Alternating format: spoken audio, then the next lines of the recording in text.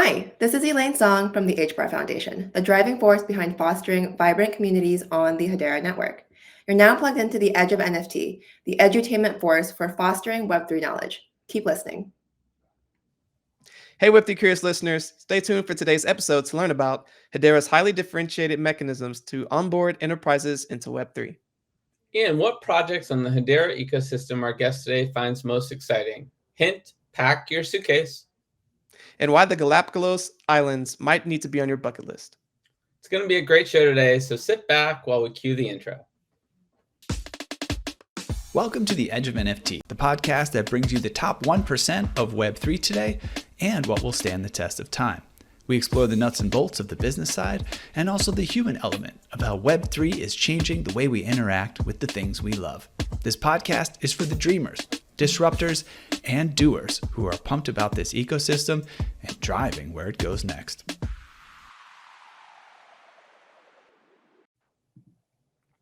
Welcome to the Edge of NFT, the podcast created by Jeff Kelly, Ethan Jenny, and Josh Krieger, featuring a variety of top-notch guests and other hosts like myself, Richard Carthon. It's another production of the Edge of Company, a quickly growing media ecosystem empowering the pioneers of Web3, tech, and culture, and responsible for other groundbreaking endeavors like Outer Edge LA Innovation Festival. Today's episode features Elaine Song with HBAR Foundation, the platform that can help you build and understand your potential. Elaine has a diverse professional background and currently serves as the VP at Strategy at the HBAR Foundation. Before this, Elaine led crypto partnerships at OKCoin from April 2020 to June 2021 and worked with the business operations from October 2018 to April 2020, following her role as a consultant at Gartner. Following her career, she was a research analyst at Ponomatic Advocates in 2014, where she focused on quantitative government budget analysis, legislative language for defense procurement, and strategies for sustainable water technology, alongside developing long-term business strategies for clients. The HBAR Foundation is at the forefront of fostering Web3 communities on the Hedera network by supporting and funding builders. With 6 specialized funds, crypto economy, metaverse, sustainability, fintech, privacy, and female founders, the foundation nurtures the communities in these domains, facilitating their integration into a broader ecosystem. HBAR Foundation's collective efforts empower entrepreneurs, developers, and enterprises to address global challenges and establish self-controlled economies on the Hedera public network. We will get right into it with Elaine. Come over and say hi, Elaine. Hey, everyone. Thanks for having me. Yeah, it's great to have you on the show. And I understand you're in New England and had 4 cups of coffee today. So we're exciting a very buzz conversation. Yeah, you're going to get my best self today, that's for sure. Love it. That's great. That's great. Is there snow over there right now? Yeah, it hasn't snowed like actively today, but there's still a little bit on the ground. I don't think we had some last week and then it melted and then there's been some fresh snow. Well, we just had Juju Smith-Schuster from the Patriots on the show, and it had just snowed, I think 10 inches, and he was about to jump into a snowball fight with his family. So if you want a rematch with him, I'm sure we can make that arrangement. Yeah, I think I'm more of a grab a cup of coffee, look out the window type of snow day girl. But yeah, that sounds fun. All right, we'll see what we can do. To kick it off, there's a lot going on in Hedera. We've had you guys on the show several times. What are you seeing on your end when it comes to the activity in the Hedera ecosystem these days? Yeah, it's been really fun. I think, since you've had, us on a while, I think you've been able to track our kind of evolution over the past couple of years. The past month, I think, has been really exciting as we start to see DeFi kind of come back to the forefront. As you may or may not know, DeFi is one of our newer advances within our ecosystem. We had our first staking and DEXs launch in 2021, or late 2021, early 2022.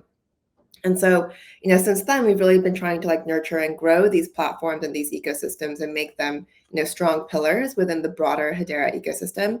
And I think over the past month, we're really starting to see that come to fruition. One of our DEXs called SaucerSwap is seeing kind of TVL almost double since like in the last month, since Q4 of 2023. And it's interesting when you look at those metrics because it's actually the amount of HBAR in the TVL that's been doubling, right? Not the price, which means that yes, because price is growing, you'll see the TVL double, but the actual amount of HBAR being used within this DeFi economy is growing and doubling. And so that's, I think, a pretty interesting thing for us to see. And obviously it's very exciting. Yeah. I've been over to SaucerSwap. It's got a really nice interface and user experience. What is the top way that folks onboard into Hedera, globally? Because that's always a question I've gotten, like, oh, how do I get started with Hedera? Yeah. So, we have a lot of the base infrastructure. So when you want to talk about wallets, we have Ledger hardware wallet support for the HBAR asset. We have two key Web3 self-custodial wallets. One is called Hashpack.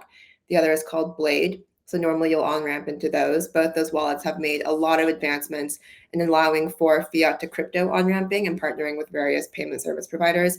And then you can also, buy HBAR off a number of centralized exchanges, whether it's Coinbase for like fiat and Bitstamp for fiat, or if you're going crypto to crypto, Binance, OKX, these kind of, other big exchanges. So, you are able to on-ramp into Hedera how you would other ecosystems, I would say.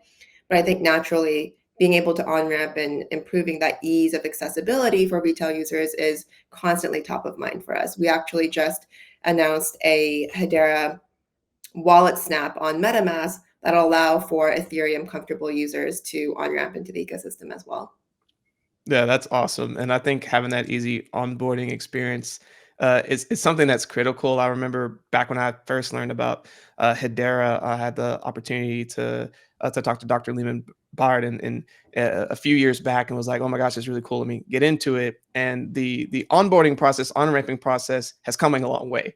And I think it's consistently getting better. And one of the things I think has been really cool to see as well is just the HBAR Foundation continuing to grow and act and acting like a multiplier to help the builders and creators that you were talking about overcome some of the challenges that bringing on these people coming from Web 2 into Web 3. But I kind of want to just dive a little bit deeper real quickly into how does the foundation work and what's the approach with continuing to catalyze innovation and accelerating all of these innovations that Hedera is going after? Yeah, absolutely. I think the concept of a multiplier is definitely something that we try and bring into all of our work. If we're using like a snow analogy, since we've been talking about snow, I think for us, our goal is to really create the conditions that will create for good snow or like good skiing or like good snowboarding, right? And then what we try and do is then just create, kind of a fertile and robust set of conditions that once you have this push, once you have this catalyst to have your project launch or have your first X number of users, then it really facilitates the snowball effect where it's growing organically. And I think that's what we started to see in a number of our different focus areas, right? Whether it's DeFi or consumer engagement or payments and fintech or sustainable impact, really setting up the foundation that allows for builders to both build their use cases and then have those use cases build on top of each other in a more organic way. And so, our strategy really is about ecosystem growth. Nice. And can you elaborate a little bit more on how the governance structure within Hedera is managed?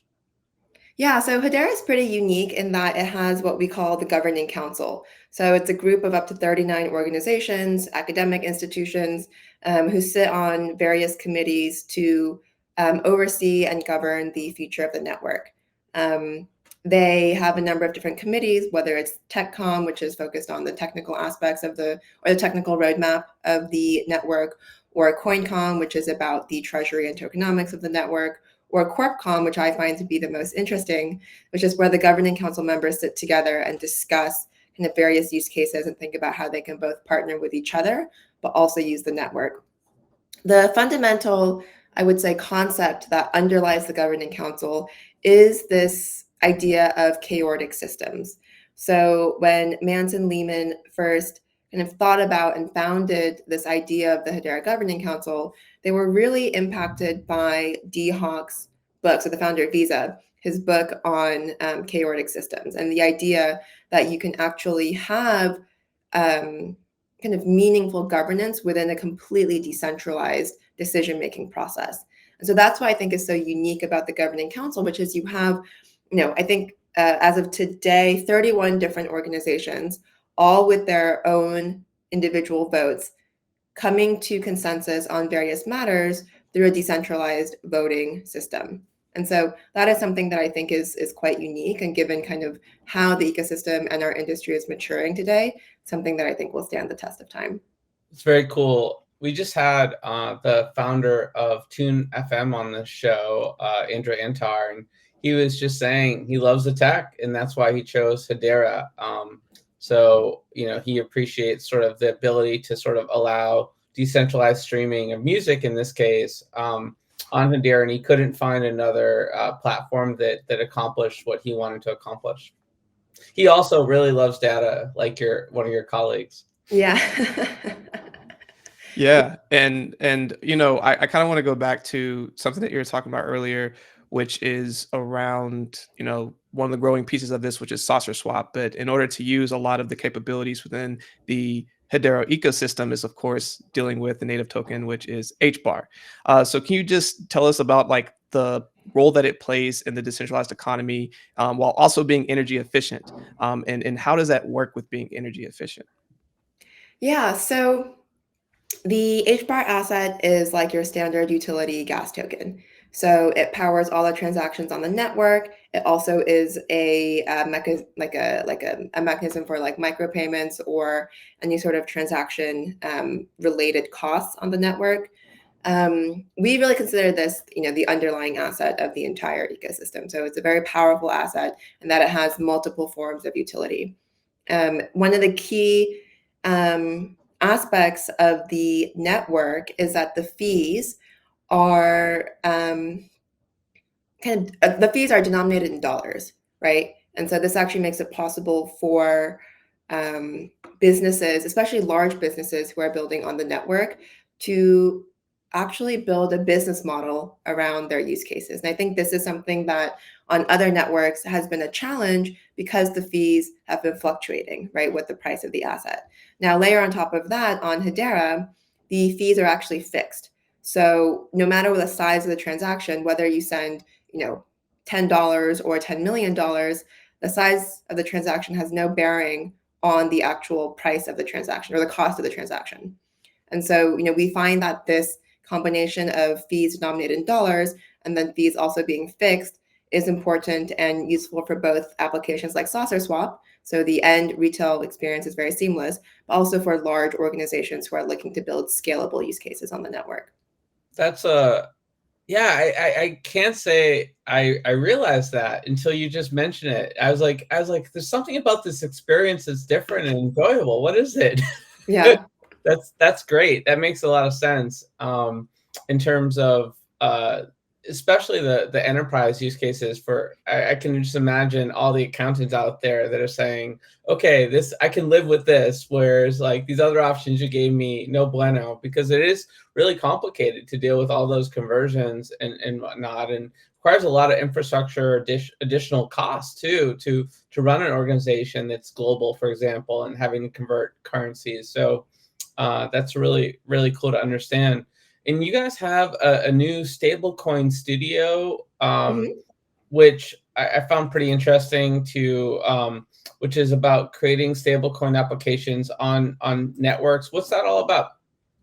Yeah, the Stablecoin Studio is best thought of as an open source product that allows for people to issue and develop stable value assets on the Hedera network.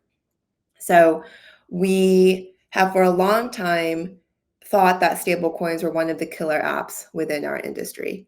And over the last couple of years, Hedera as an ecosystem has put in a lot of effort into facilitating the emergence and growth of stablecoins within our ecosystem. So we actually have an Australian dollar stablecoin that's launched by ANZ Bank in Australia. We have a Singapore dollar stablecoin, which is launched by the StraightSex team out in Singapore.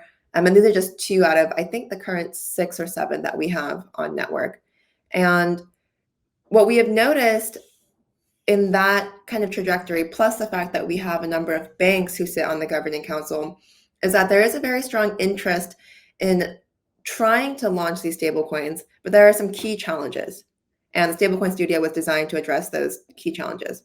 The first was that the resource gap between institutions or developers who sit at institutions and then the ability to develop on crypto networks is kind of wide, right? So we wanted to make the Stablecoin Studio an open source product that is easy to develop upon, and also has kind of a base level work already done. So it's actually a fast and seamless experience. The second is that a lot of these financial institutions are looking to remain compliant, regardless of what the regulatory regime is. And so what we tried to program into the Stablecoin Studio, and what I would consider one of the best parts of the studio, is what we call compliance by design. So the architecture of assets that use the Stablecoin Studio is pretty unique in that you actually have a Hedera token as a base, which is a natively issued asset on the Hedera network. It's incredibly fast, incredibly scalable, and very cheap. But you actually have a smart contract governance wrapper on top that allows for you to control and have more control over the considerations over this asset. It allows you to have kind of more nuanced and like stratified roles and responsibilities around the asset as well. And it also allows you to program in different KYC and AML considerations depending on what the asset is. And so this compliance by design was something that we think will be incredibly important as, one, regulation continues to evolve, and two, as institutions continue to try and respond to those regulations while still using this new technology. So, the thought that went into structuring the Stablecoin Studio is something where we intend for it to be used by anyone and everyone in an easy way that allows for kind of this explosion of stablecoins on the network.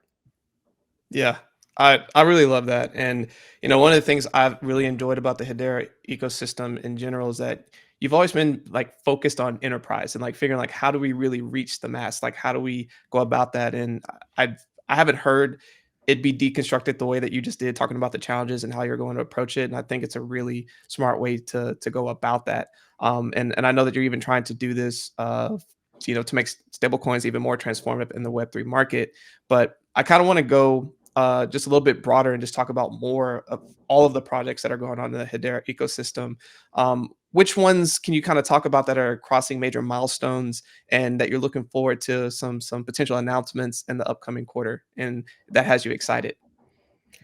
Well, I'd be remiss not to mention our DeFi ecosystem. I think over the last month, it really has started to see this resurgence. I think as we saw the excitement with the ETF news and leading up to that, I think we're starting to kind of go back to our roots, in this case, DeFi, and start to see, okay, how does that actually evolve to meet this new market or these new entrants or this kind of new excitement that's coming in? So I really think that we'll start to see more activity and more interest and more growth in the DeFi space on Hedera, which from my perspective is very exciting. We're also starting to see a couple of very interesting applications, I would say, in the brand loyalty space. One thing, and I think this is kind of the flip side of the enterprise, when we talk about enterprises, I think when it comes to like corporates or financial use cases, it's very clear kind of who those enterprises are, right? They're like big conglomerates or financial institutions and banks and whatnot. On the consumer engagement or the retail side, those enterprises are actually kind of owners and I guess holders of large intellectual property or brands, right? Whether they're sports teams or media and entertainment companies or things like that. And so we're starting to see those industries start to think about Web3 and crypto as an interesting way for them to re-engage their fans and kind of relook at what it means to be a fan or like an engaged customer. And so this ownership economy that we're starting to see come out of these ecosystems is definitely something that we're seeing being translated on chain on Hedera as well. So I think, hopefully in the next year, we'll be able to see new applications that use both the physical and digital worlds on Hedera, and really kind of bridging different activities that make it easier and more fun as a consumer to engage with your favorite sports brand or your favorite media brand, but also makes it more meaningful from a brand perspective in terms of how to engage with our customers. Very cool. I think that will be exciting this year. Yeah. I think that's a great use case for Web3 in general, and one that takes a while to cook. We were pretty impatient the last sort of cycle when it came to seeing that type of applications. But when you're starting to work with big enterprises and brands, as you know, since that's a focus of Hedera, it takes a little time to build up these projects and to get them launched and to make sure that all the boxes are checked. It's not like these 2-month sprints and then you have a new product, right? Yeah, and I think what's most exciting is, I think probably a lot of, and I think the feedback or criticism is fair, but I think a lot of the feedback that our industry gets is that the first use cases always seem kind of weird, right? So in DeFi, it was like really speculative trading around really funky assets. For NFTs, it was like, random crayon drawings and, whatever. And so, when you look at those initial use cases, you start to question whether that underlying technology is being used in the most effective or meaningful way. But when you look at kind of how those use cases lead into the second or third order use cases, then I think it starts to make a lot more sense, right? The kind of collectible use case that was really popular in 2021, 2022 is making way now for these loyalty and ticketing based use cases, right? So being able to understand and distill the kernels of what this technology is actually enabling, and then imagining on top of that how that can be used for future problem solving for, say, a large sporting brand. I think that's something that's really exciting for us. And so it takes time, but I also think that they're constantly iterating on each other. Cool. Are there any specific projects that you want to give a shout out to? I know we mentioned Tune FM. Are there any other ones where people, if they're curious about the Hedera ecosystem, should go do some Googling? Yeah, one of the big ones and the most exciting ones has been a team called Zenny Travel. They are a wholesale travel experience booking ecosystem. And one, as a retail user, you can use it, right? So it's very exciting, if you're looking to have a more efficient travel booking experience. The second thing I think from a strategic perspective is that we are starting to see this intersection between Web2 and Web3 companies. And so, kind of understanding, in the case of ZennyPay, understanding an existing business model and seeing how DLT and how token-based incentives and token-based payment rails can improve upon existing business models, I think is really, really exciting. It really opens up the world in terms of mainstream adoption. And I think Zenny is a really good example of that. So, I'd encourage people to take a look at that one. Well, I love to travel, so and Richard does too. Man, Richard, a flash just went through my mind of all the crazy things we've eaten in all the places we went this last year. So 100%. Yeah. Elaine, if you haven't had bone broth soup or a rib, I guess it was rib soup for breakfast, highly recommend it. I have. I'm Korean, and those are two very staple foods. So yeah, they're good. Thought it might have been a familiar territory for you. Man, I had never thought of that type of breakfast before, but it was absolutely delicious. And I had all this energy all day. It was pretty awesome. Yeah. All right. Well, we'll get to know more about you. That's a great segue. We're gonna move to our next segment, Edge Quick Hitters. Okay.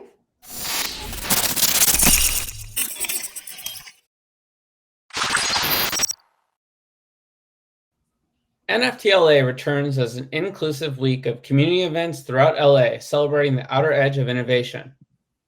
Builders be building. There's so much energy colliding around gaming, AI, generative art, the metaverse, decentralized social, and the future of entertainment. If you want to be in the mix, including the official free NFT LA celebration, visit outeredge.live to subscribe for your updates and RSVP. All right. Edge Quick Hitters are a fun and quick way to get to know you a little bit better. There are 10 questions. We're looking for just a short single or few word response, but feel free to expand if you get the urge. You ready? Ready? All right. So far, you've been doing great on lack of sleep and 4 cups of coffee. So I'm not too worried about what's to come. What is the first thing you remember ever purchasing in your life? Ooh, that's actually a tough one, which I think maybe goes back to how much of consumer-based we are. I can't tell you the first one, but I can tell you my most memorable, which is the gift I bought myself for my 30th birthday. Cool. And what was that? It was a purse I had been eyeing for a couple of years. Nice. That's like my girlfriend. When she decides she wants to buy something, she thinks about it for a really, really long time. Yeah. I think it's good because Responsible consumerism. yeah, just do I really, really want this? Whereas like the problem with Amazon, of course, is like you just jump right in. Like she was telling me, oh, I want to make sweet potato fries at home because they're healthier. And then like within 5 minutes, I'm ordering some like industrial French fry maker. Yeah, it's kind of insane. Like I was just thinking back on like this week, I have bought so many things, but I just can't really remember them, which is kind of a sad realization. Yeah, deep thoughts on Edge of NFT. What is the first thing you remember ever selling in your life? Lemonade in my school playground. I think I was 5 or 6, and I actually ended up getting in trouble because it turned into this like bizarre marketplace, and the school administrators were like, "You can't be selling like stickers off the school bench or something." So I remember I actually got in a little bit of a trouble. So where were you based at this time? Where do you grow up? It was in California, Okay. so So yeah. so we've learned on this show, because this has come up, that you are allowed to do that if you live in Venezuela, and it's actually encouraged to be a student entrepreneur. But in the US, we're not so sort of pioneering. Interesting. That kind of makes sense. Yeah, It was almost like they weren't. If I remember correctly, it was almost like there weren't like the appropriate like rules set in place. I think they were worried about like other kids getting ripped off or something, and I was like, it's like a nickel for a sticker. Like, Yeah, if only you had like Hedera governance procedures to support your entrepreneurship. yeah. absolutely. Well, let's talk about something more recent. What is the most recent thing you have purchased? An Uber from the airport. Good one. Yeah, Uber has definitely been a good friend of mine over the last couple of years Yeah. with all the commute. Technically, I guess I should say Lyft. Fair enough. Both. Yeah. You check the rates on both. See which one's better. Go for Thank it. you. Yeah, especially when the difference is like $50. Oh yeah, it's no brainer. And sometimes considering just how long it's going to take before someone can actually show up, it's another one. Yeah. But what is the most recent thing you've sold? Furniture when I was moving out of my apartment in New York. Another good Nice. one. A little bit of feng shui there. And what is your most prized possession? A watch from my dad. Cool. Did he give it to you for a certain occasion? And does the watch have like a deep history story? Yeah, actually, so it's a vintage Rolex. It's two-toned, which I feel like normally is like pretty gaudy, but because it's so old, it actually looks pretty like wearable on like a day-to-day basis. Um, and it was given to my dad when my parents got engaged. So it's like 38, maybe 39 years old. And they gave it to me for my 25th birthday. Nice. If Yeah. you could buy anything in the world, digital, physical, service, or experience that is currently for sale, what would it be? It's something that I do right now. I live a pretty remote, nomadic work life. And so I'm actually going to Copenhagen for like 6-ish weeks next year, or I guess this year. And so being able to like buy that experience, the ability to work from anywhere in the world. If you can do it, I would highly recommend. Yeah, it's awesome. Remote life culture is spectacular. Because of COVID, everyone kind of got a taste of it. But for those who were doing it before or getting to extend it, it's pretty awesome. And working in Web3, you pretty much live in a remote culture world first. And it helps to be able to go and have experiences you otherwise wouldn't be able to have. So I want to co-sign that one, Elaine, because that's Yeah, it's a good one. if you could pass on one of your personality traits to the next generation, what would it be? I would say patience and resilience. Yeah, I like that. You need both as an entrepreneur or even working in a startup, because sometimes you can't see the light of day. But also got to be patient because you're building. You're building while you're flying out of the airplane, right? Or while you jumped out of the plane and trying to build one. So Yeah. definitely understand that. On the flip side of that question, if you could eliminate one of your personality traits for the next generation, what would it be? I think it would be like agita. So like the ability to kind of, or the sense that you kind of constantly have to be doing something or kind of need to be on the move. I think being able to be still is an important trait. Yeah, totally agree. I just downloaded Waking Up, one of those meditation apps, and I've been enjoying that one lately. Highly recommend it. Nice. It has some really nice meditations to like fall asleep because I'm one of those people where my mind runs at night. And I actually did a DNA test that said that my my genes are for me to have insomnia. So I'm like, wow, I should really work on this. So highly recommend it. I didn't know there was a genetic component to that. Apparently, yeah. True Diagnostics, pretty cool. You learn all sorts of crazy stuff about yourself. What did you do just before joining us on the podcast? I made coffee. Yes, and drank 4 cups, I believe. Yes. What are you going to do next after the podcast? I have a work meeting on wallet infrastructure, which I'm very excited about. Very cool. Yeah, wallet infrastructure, definitely a big topic for 2024 and beyond. Richard, do we have a bonus question today for Elaine? We absolutely do, and it's a fun one. So, since you mentioned Zenny Travel in the earlier segment, we're going to keep the theme of travel. What has been your favorite travel destination of all time, and what's a bucket list trip that's still on your list? Ooh. Okay, when I was in high school, I went to the Galapagos Islands, which was super cool, really incredible, very memorable, really makes you feel very small in the grand scheme of things, which I appreciate. Just incredible. Yeah, we took like a little boat for like a week, traveling the different islands and seeing like the blue-footed boobies and the turtles and all the sea. I got headbutted by a sea lion, which was fun. Wow. Really just kind of incredible. It's So a yeah. really fragile ecosystem, and they're like very gentle with how many people can go and what you can do, and like they've managed to like preserve time, right? I haven't, I mean, I've traveled to like some obviously like beach destinations, like, your standard like Tulum, like Bahamas, whatever. But I remember so vividly, we had parked the boat in the middle of nowhere. It was off one of these small islands, and they were letting us kind of swim, right? And we climbed up to the top of the boat and looked down, and you could see all the way down.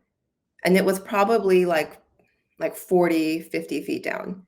And you can just see like all these different like layers of fish, and it was incredible. But I think that's only because they are so strict and stringent about who can go and like what you can do and things like that. So That sounds beautiful. what's the next big one? The one that's like, you're itching to do when you have the time.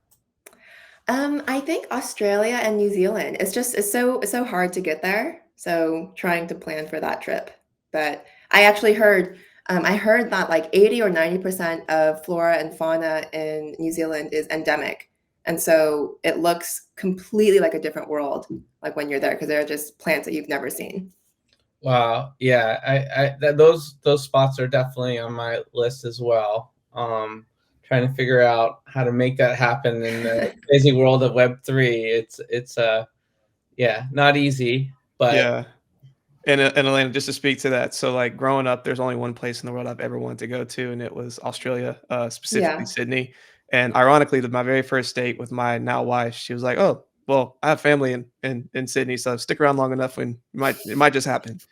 So, got to visit, and it blew my expectations. So I can say that Australia is awesome. So Yeah, I'm excited that for you. I'm considering that a 2025 trip. I feel like it takes a full year to kind of plan for it. there you go. Elaine, it's time for our next segment called Shout Out, where you get a chance to sort of, you know, make the world aware of someone that maybe doesn't always get as much spotlight attention in your world that probably having to do with the Hedera ecosystem, maybe, or some of the things that you do that we just want to sort of acknowledge on the show. Ooh.